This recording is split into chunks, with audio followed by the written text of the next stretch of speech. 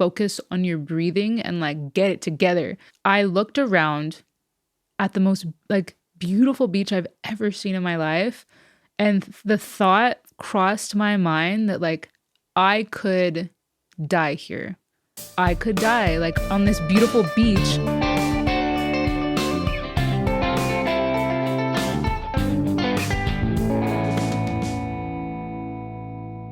Hey everyone, welcome back to another episode of The Pod Abroad. My name is Paulina de los Santos, and we're back here in Munich, Germany.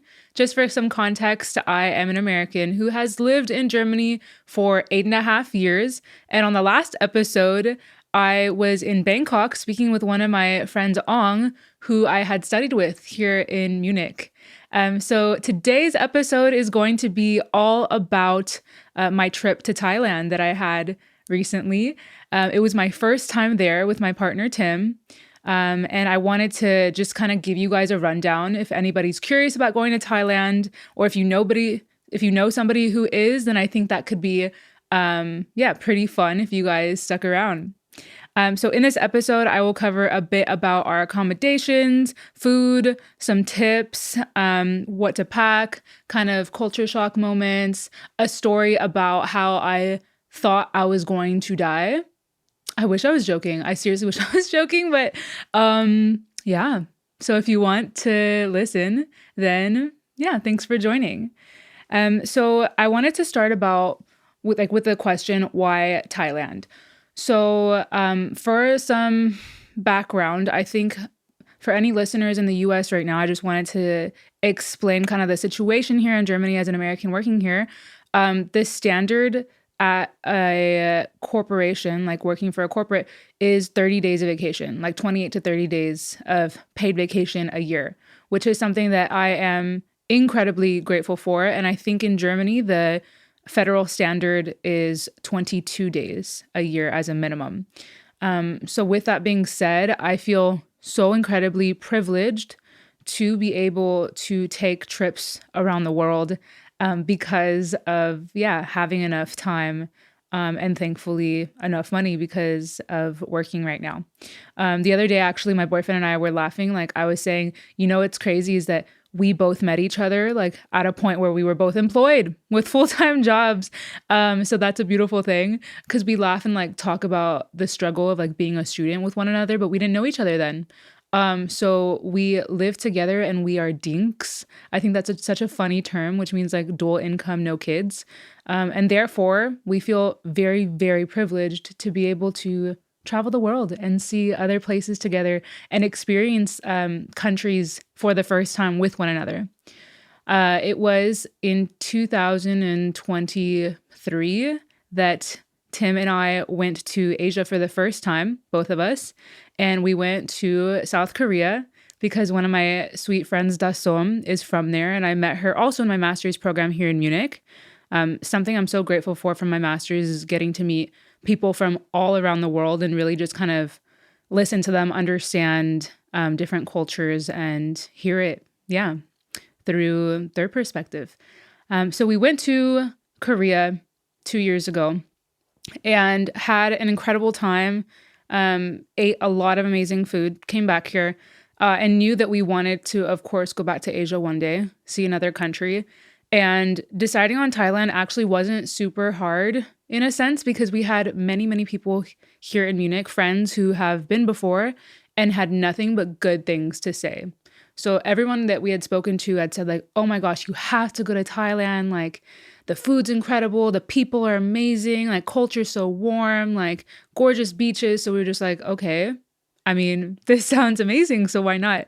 Luckily, we were able to find a direct flight with Lufthansa out of Munich. So that was amazing, getting to go into one little metal tube and wake up and then be on the other side of the world. I think that's incredible. From Munich to Bangkok, I think it was something like 12 hours.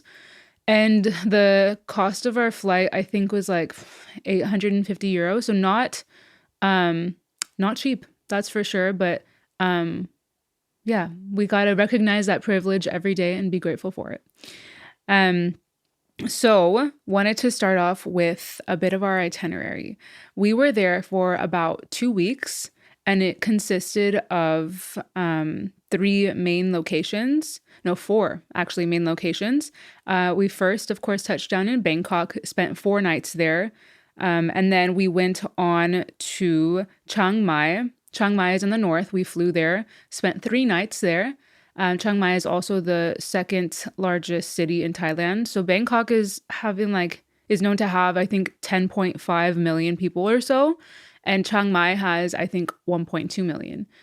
So you can already see there, like, the big difference that, like, Bangkok's just this crazy mega city. Chiang Mai is more calm. So we had Bangkok, Chiang Mai, and then we had kind of the more beachy areas. We spent 4 nights in Ao Nang, which is kind of on the peninsula area in the south. And then we spent the last 4 nights on an island called Koh Samui.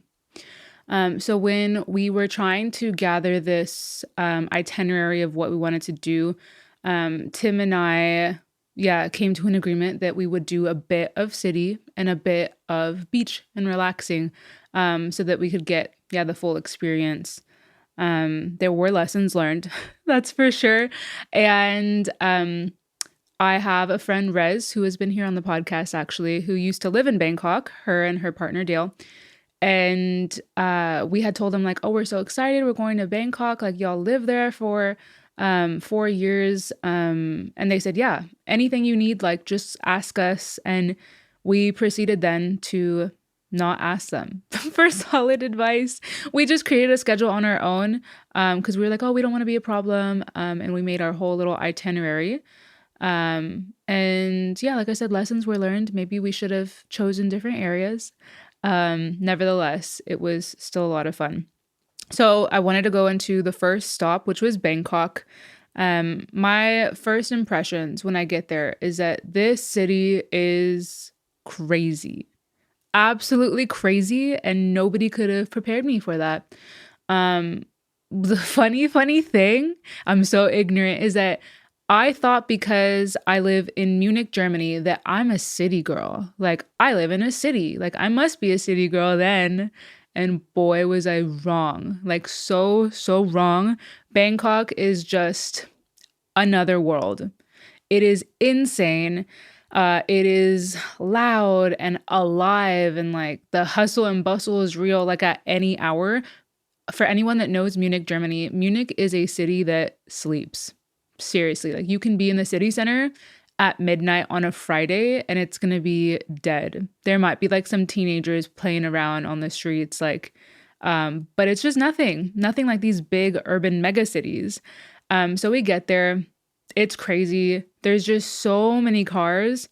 And I mean, I come from Texas where like in Houston, like it's such a car dominant city as well. But I think it's just a bit different, like in a sense of like, I don't know, people are also walking and there are a lot of motorcyclists. So that's actually probably the biggest difference between like life in Houston and in Bangkok, for example, is that in Bangkok, there are just motorcycles everywhere. You cannot escape them. And they are driving like bats out of hell. It's just really intense, like whenever you're trying to cross the streets, and the pollution is pretty high. They say like on some days there's like pollution warnings. And one of the days that we were in Bangkok, actually we got back to our hotel and both of our throats were burning. My throat was burning as if it was like raw and kind of like a sore throat feeling. And this was a direct result from the pollution, which is really sad when you think about it. And something that we definitely take for granted here in Munich, Germany. Of just having this fresh air to breathe versus such a metropolitan big city. So yeah, first impressions were like, oh my gosh, I'm just a mere ant in this place. But I was very, very excited. We stayed in a small boutique hotel next to this mall called Iconium. And the mall had like every store like you could think of also that is in the US. Like Bath and Body Works and Victoria's Secret, like stores that we don't have here in Germany. So I was just like, okay, this is just like, yeah, reminiscent of the US, like that, I will say. The highways as well, reminiscent of the US. So there was a little bit of familiarity, at least there. Um, we touched down, like we stay in our little boutique hotel, left our stuff there, and then my boyfriend and I, Tim, like we're like, okay, like first like order of business is getting a massage. We were so excited. Like we love getting massages here in Munich. We probably get one maybe like quarterly. They're very expensive, so it's definitely like not a normal monthly occurrence, but something that we really enjoy. I didn't grow up getting massages. I think neither did Tim. It's like not in my culture in Texas necessarily. But it's something that like, I mean, with our full-time salaries now that we're like, okay, like treat yourself and like sitting at a desk 8 hours a day is like not good on the shoulders. So we're just massage enthusiasts now. And if you are too, then Bangkok's like the best place to be. We had an incredible massage there. And then we went on to dinner. And I remember it was a place called Asiatique, that was kind of like modern and westernized as well. Like we really like wanted to experience something authentic, like take us to where the locals are, like where we can get street food. And we somehow ended up at Asiatique and it was very modern and expensive and like nice and clean and um just like packaged kind of for tourists. And like we were like, okay, not coming back here. We want more of an authentic feel. So one of the highlights food wise was then definitely going to Chinatown. That was a blast. To give you guys a picture of like what it was like, there are food stands like on both sides of like this major street. And the food stalls are literally like on the street and there are cars driving like right by on both sides. It's just crazy. It's chaos and like the food all looks so good. Um but that was a lot of fun and definitely something that I could recommend. We did of course see some palaces. We went to the Grand Palace in Bangkok. That was incredible. And then to Wat Arun, also very nice. I just remember it being blazing hot. It was March in Thailand and it was just so hot to be a tourist that we were always trying to just like chase like the shadows and find a little place to rest, and drinking a lot of water. Probably still not enough. But the palaces were absolutely amazing. I mean, words can't even describe like how beautiful it like they were and how beautiful it is to be able to see these, yeah, marvelous pieces of architecture in the flesh.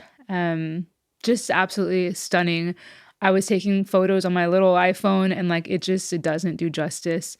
Yeah, being able to see those palaces was definitely a highlight. Um, though in Bangkok we unfortunately like fell victim to a scam. I mean, we're all safe. Nobody was hurt, but I remember we were on our way from the Grand Palace to go see like the reclining Buddha, and a guy comes up to us and is like, "Hey, like and it was a Thai guy and he was speaking English to us, saying like, "Hey, like reclining Buddha's closed today. Like it's a Buddhist holiday. Like, but if you want, like." He had a tuk-tuk and like a driver. He said, "We can take you around town to see like the other um temples." And we were like, "Yeah, sounds great. Why not?" He gave us an amazing price and we were like, "What? Like, are you sure?" Like, and he was like, "Yeah, like that's the price." Ended up taking us, I mean, we went to like another small temple, like to see other Buddhas. There was a lawyer, like it's probably not even a lawyer, involved in saying like, "Oh, you guys should definitely go to this tailor. Like you have to go to this tailor if you want to be part of high society." It was just hilarious. We ended up at this tailor, like my dad and Tim bought some things. The guy was extremely pushy at the tailor. In the end, I mean, like we got the things that were ordered, but it was just like a unsettling experience in a way, like to, yeah, feel taken advantage of. So that was unfortunate. But other than that, I mean, like 99% of the Thai people were like honest and friendly and so kind. Unfortunately, in any big city, I guess like there are scams. And like I said, we're very grateful to like not have been hurt. So, I mean, that's what matters. You got to count your wins there. Um, Another highlight of Bangkok was definitely the markets in general. Like the Chatuchak weekend market has 15,000 stalls. So this is a market that's open on the weekends, and I think it's the largest market in the world. And when I tell you like 15,000 stalls, it really like it's never ending. Absolutely never ending. What can you buy there? Food, um, clothing, anything, like anything you can possibly imagine, like jewelry, like bags, socks, like just like anything, I don't know, kitchenware. It was so much fun. Um, I will say, like, I will be back there one day with a plan, because there is just like, yeah, never ending rows of different stalls. So like think of like the coolest flea market you've ever been to in your life, with used and new stuff. It was just a sight to see for sure. And then we also were able to go to a train night market, which was cool in the east of Bangkok. And that was more local for sure. Like there weren't many tourists there. Definitely a more authentic experience, and also got some like really cool secondhand shirts and um some decent food. I remember it being hard to find vegan food out there, like at the more local place. But nevertheless, it was still really cool, and I could definitely recommend that night train market. But enough about Bangkok. After our 4 nights there, we went on to Chiang Mai, where we found peace, where I found peace. Like I said, Chiang Mai has, I think, 1.2 million people. We took a flight there because I think if you take a bus, it's something like 10 hours, or like, yeah, because it stops multiple times. It's just way too far, kind of, for a trip like the one that we were on. We get to Chiang Mai, and it is absolutely, yeah, beautiful, quaint, sweet, and just like a place that I felt like I could breathe in. I remember we went to a little night market again that was on the main street in Chiang Mai that was so sweet.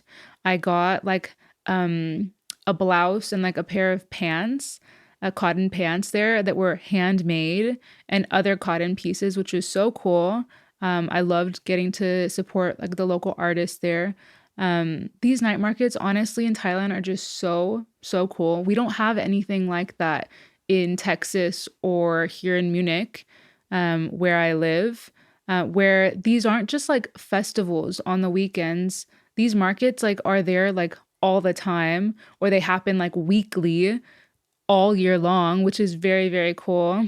And I guess the Thai people in that sense also just have a culture of going out and enjoying life and walking a bit and eating delicious street food. So definitely enjoyed Chiang Mai. We took a cooking class that was really cool. And we learned about the 4 different curries.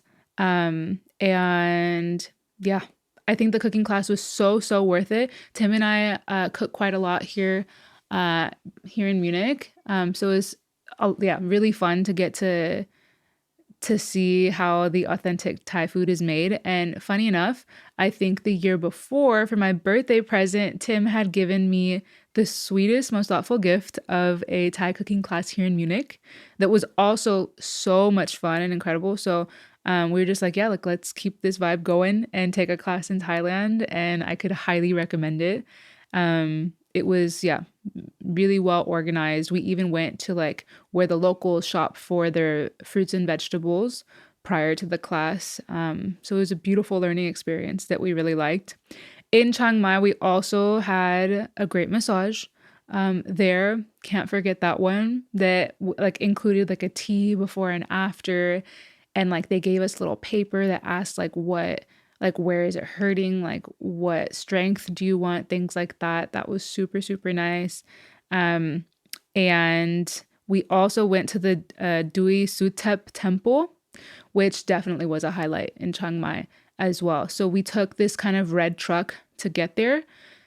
He kept wanting us to like do a whole day tour, and we're like, no, like no, no, no, thanks. Like we just want to go up the hill kind of there and back, because they have a lot to offer in Chiang Mai, but we were there only for a few days, so we really wanted to make sure that we did, yeah, a few things here and there, but like didn't pack our 2 days just like on an organized trip, because that's kind of not our vibe. So we went up to this mountain, or like the hilltop, and went to the temple, and it was absolutely beautiful, so peaceful. The flowers were blooming, and just so beautiful. I got so many nice pictures on my phone of the temple. And yeah, that was an experience that I could definitely recommend as well. A funny thing in Chiang Mai that I wanted to talk about is my experience with the Asian koel bird. That was like, ah, ah. And there's this bird in Thailand, like if you know, you know, that's loud. Oh my gosh, like it wakes you up. I think it starts um chirping away like, I don't know, at 7 a.m. So I was just like trying to like live my best life on vacation and sleep in and relax. And this damn bird like will haunt my dreams. Some people I saw like videos on TikTok like saying like that they find that bird comforting because they're like, oh, I'm home, like I'm back home when they go back to Thailand. Um, I didn't find that. So, because I'm not used to a bird being like that distinct and loud. Nevertheless, I thought that was really funny and very cute that like I saw TikTok videos about that bird as well. So yeah, overall Chiang Mai like so cute and sweet, and I definitely would return to Chiang Mai one day if we go back to Thailand. So after Chiang Mai, we proceeded to go to Ao Nang, which is on the peninsula area and in the state of Krabi.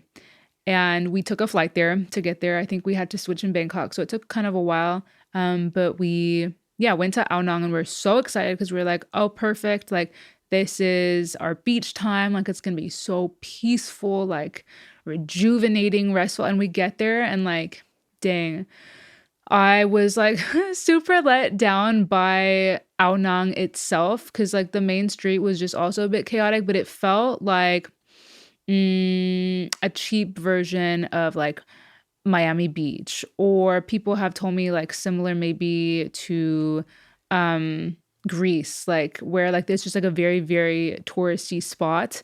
And how can I describe it? There was just like a whole strip of like tourist shops and like Irish pubs and then more Irish pubs and um I don't know. It was a bit frustrating because it was hard when we were planning our trip. We were like, okay, we want to go to like a tropical place, like with a beach that isn't in Thailand, that isn't too touristy, but we also don't want to go.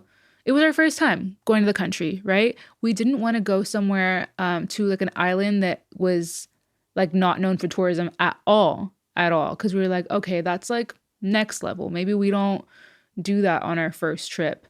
Um, so yeah, I know like there are like several other islands in Thailand that are like even more touristy than like the Ao Nang area. So like thankfully we didn't go there. But overall, our impression of Ao Nang was like it's very, very touristy. And when you look around, there isn't a single like Thai person on vacation there. Like couldn't find them, none. And it's probably for a reason. It was a ton of Brits, a ton of French people, not so many Americans actually. I like almost didn't hear any because I guess it's just so far. Um, but just overhyped, man. And TikTok like had been pushing like Ao Nang to me. Because I probably had liked some posts and like people are overhyping it. It's crazy. Like we went to the night market there and it also like didn't feel so local or genuine. Like it was literally just like you could tell this night market was made for the tourists. And Tim had made a comment when we were there saying like, how many people around us do you think like feel like duped like we feel? And I told him like, I don't know, like not many. I think they're like living their best life. I think this is exactly what they wanted. Which is fair for them too, you know, like everybody has a different style of traveling and I can respect that. I think this just like was not our typical preferred style. Like we don't love like super, super touristy areas. Um, yeah, and want to experience more of like the real local culture. So definitely wouldn't be going to back to Ao Nang itself, the city, but the reason why we had chosen Ao Nang is because of its great proximity to a lot of islands right off the coast. So they, from Ao Nang, like as a home base, there are several different islands that one could take day trips to, and that's like the allure of the area. So one of the days we did go to Railay Beach, which was very cool. One thing I will say is that like one should, if you're going to Thailand, like you should plan in advance because things get booked up pretty fast. Like these areas themselves or the islands themselves are very small. So things get booked out pretty far in advance. And when we were looking like a few months before even, like a lot of the things, like the good accommodations were already taken. So therefore we ended up in Ao Nang and like not staying on Railay, and like it was also very expensive, so that factored into it as well. But we enjoyed going to Railay Beach, and then another day we went to Chicken Island, which was an island I think about like 45 minutes from Ao Nang, like the coast. Um, it was gorgeous. So we take these, I think they're called like long tail boats, to Chicken Island, and Tim and I get there and the driver's like, okay, like I'll be back in whatever amount of hours.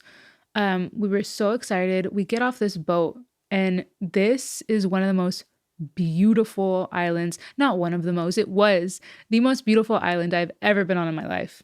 Like just absolutely stunning. We were so excited. We're like, yay, like we're no longer in Ao Nang, like we're like in this dream of a place for the next few hours. So we get to the beach.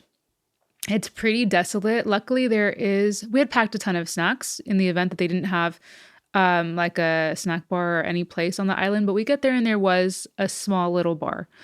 Um, we put our stuff down in the sand. I get so excited. We're just like, yes, like let's go into this water. It looks like a dream. So we go in, and we both have our goggles, and immediately, of course, we see like that there are a ton of corals like everywhere, which is really cool and beautiful. So we're both very decent swimmers. I was on the swim team, fun fact, in high school, and we're just out there kind of snorkeling without a snorkel, looking at all the corals kind of just existing horizontally. And I think we're out there like, I don't know, something like less than 10 minutes. And at one point, I think I just felt a little overwhelmed. I was like, oh man, like, I think it was actually, I saw an anemone and some sea urchins. I mean, sea urchins are kind of not new to me, but the anemone that was like pretty big and like it was black and like I don't know, I just felt a bit overwhelmed and I was like, "Oh, I'm really like in the wild. Like I'm in their territory. Like maybe I should respect that." And just leave. So I kind of pop up and I tell Tim like, "Hey, like I'm going to go back, but please like enjoy." And he was like, "Okay." And the moment I turn around to go back to the shore, I feel fire on my neck. And there is like no question in my mind, like what happened in that moment. And it was a jellyfish had stung me. And I've never been stung by a jellyfish before in my life. So it's funny because like coming from someone who had never been stung before in their life, like you would think like, how do you know? Like, but like, it's not like a little burn. Like it just felt like fire and needles on my neck. I kind of panic, but I swim back to the shore and I get there in the sand. And I'm looking at Tim out there thinking like, damn, my boyfriend's out there and like so is this jellyfish. But I didn't want to bother him. He looked like so sweet and like having a good time. And I didn't want to ruin that. So I'm there for like maybe 2 minutes on the beach, like with like serious 10 out of 10 pain. 10 out of 10 shooting pain on my neck. And like I am literally like clutching my fists and trying to breathe slowly. And suddenly, luckily, it was only like 2 minutes it only took 2 minutes for Tim to come back. He gets back, and that's like when I realized like I think I should be like more concerned. Like, and I was like, Tim, like I got stung by a jellyfish, like it's on my effing neck. I was so mad about that. Like, why is it on my neck? And it was just burning, like on fire, wouldn't stop. And he was like, we gotta go talk to someone. And I was like, yeah, true. We went and a local gave us, like at the bar area, he gave me a cup of vinegar and some cotton balls to put on it. So I immediately did that, put that on my neck. Um, I mean, it's just feeling like little needles and fire on the neck. And I suddenly start Googling, which one could say, like, Pauline, like, why would you do that to yourself? But like, I wanted to be informed because prior to going to Thailand, I knew that there were some deadly jellyfish as well. So I read like an article saying that um, a young German girl had died, I believe, in either this year or last year, off the coast of Koh Samui, um, from a box jellyfish sting. Um, and that just like completely freaked me the fuck out. I was like, oh my gosh. Um, and then I was just like, I think asking chat, oh my gosh, imagine like if like my last moments on this earth like were spent like talking with AI, like messaging. I asked chat like how does one know if like you're dying from a jellyfish sting? And I quickly found out that there's two common ways. One is actually quite instant, I believe, that like when it's like like a large coverage of your body is stung, and it could be like spanning from like your chest to your legs, and like I think like it's too much for the body to handle, that like you go into cardiac arrest and like people can die like in the water.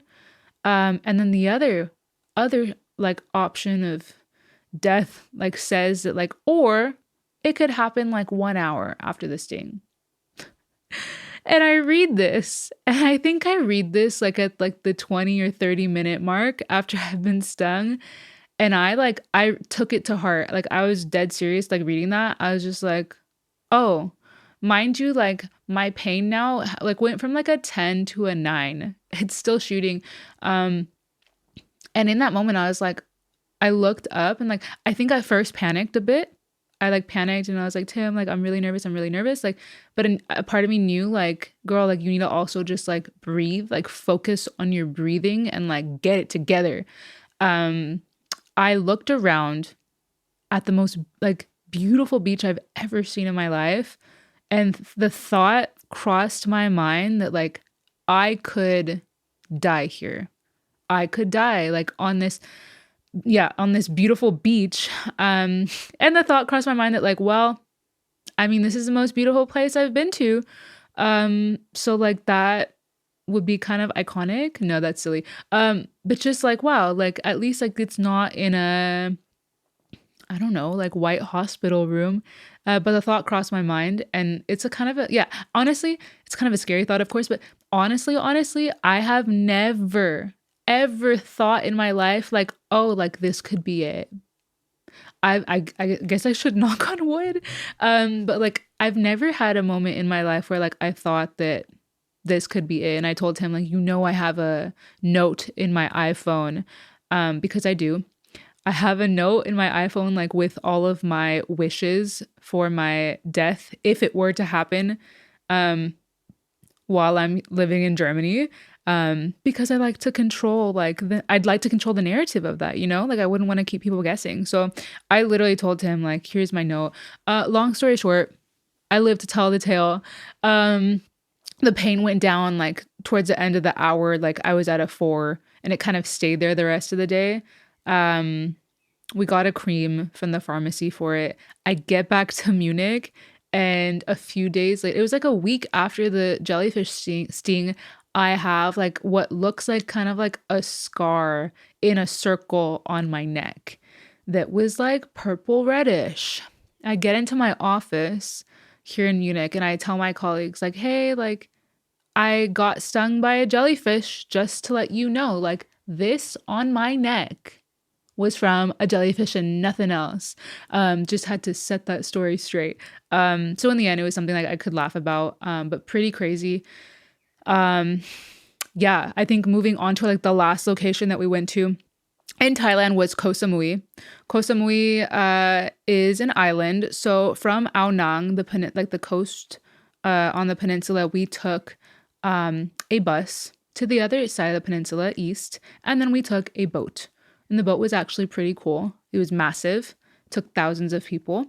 So we get there to Koh Samui, and we were like in the fisherman's village, and another village nearby there for 4 nights. It was very cute. It was very sweet. It was more of a restful time because at that point, I mean, it was location 4, and we just like wanted to chill out. Took it pretty easy, had some nice meals, spent some time on the beach, but at this point, like I was nervous. I was really kind of scared looking at the water, like it could be dangerous out there. Like I was just really, really scared and scarred from getting stung by a jellyfish on my neck. So we kind of just left it as is and like just relaxed the last moments there.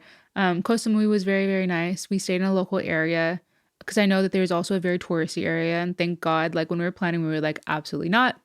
We want to be in the calm part.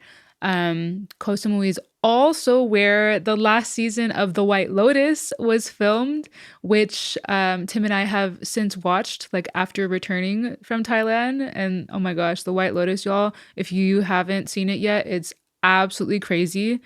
Um, yeah, just completely silly. But what a beautiful island. Um, could also recommend. So then we went back to Bangkok for 1 night, and that was the end of the trip. It was, yeah, incredible. I had several moments where I felt a bit overwhelmed. I think I cried probably like 4 different times. I'm just an emotional girl. um, I wear my heart on my sleeve, and I own that. Like I've never tried to hide that. Um, yeah, but it was a bit stressful, but I definitely would go back now knowing what I know and yeah, with a different plan.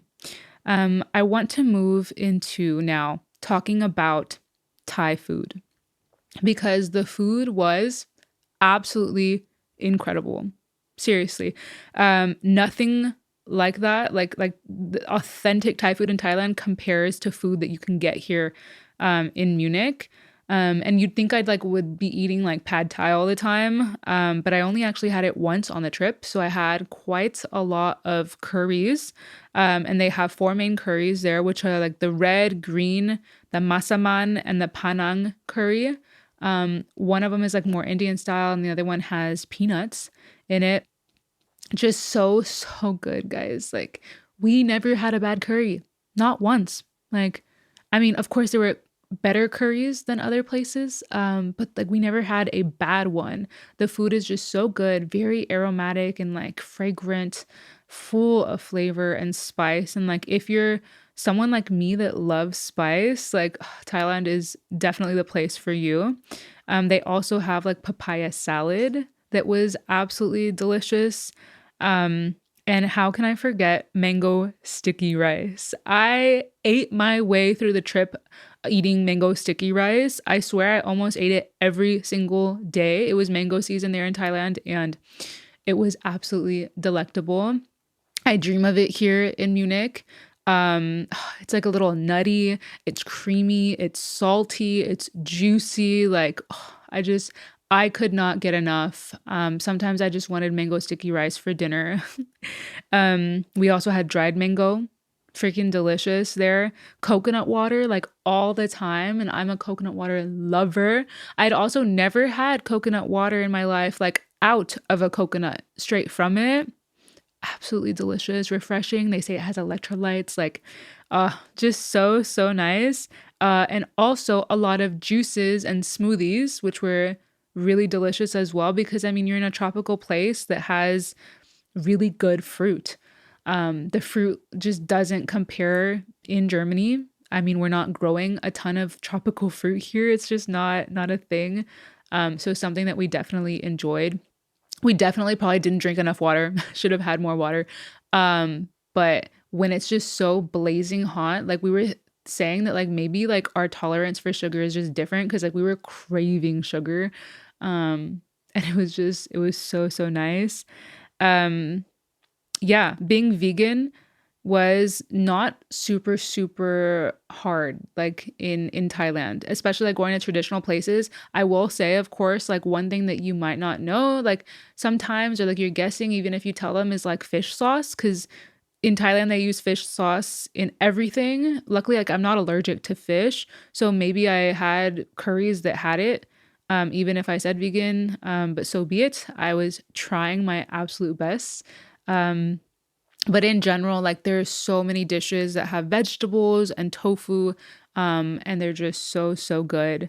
We really enjoyed some street food. Of course, people always say like make sure you go to a stall that is like cooking the food fresh there or frying it fresh in front of you, because there are some stands that like have like piles of kind of pre-cooked food that like maybe you don't want to risk. But yeah, the night markets were just a ton of fun, and eating there, like having all these options, so cool.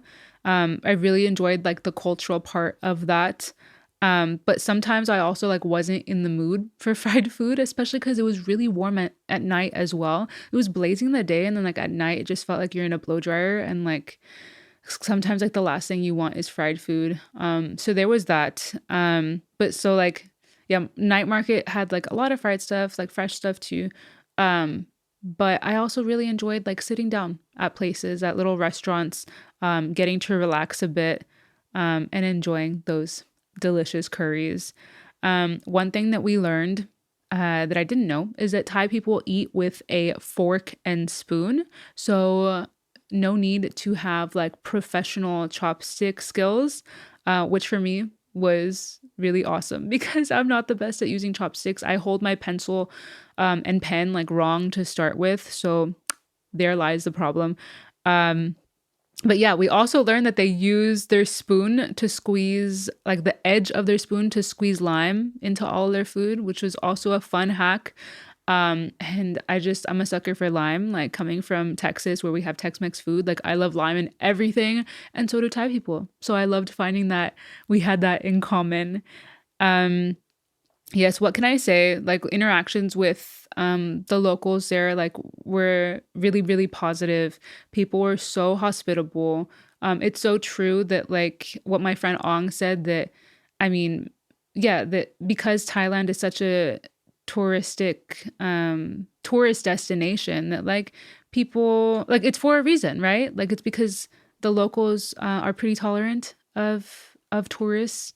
I will say, of course, like we did on many parts in our trip, like see some kind of rude, kind of trashy tourists, not being so polite, which is really sad and disappointing. Yeah, so that sucks that people with restaurants would have to experience that, but we always do our best to be respectful and kind.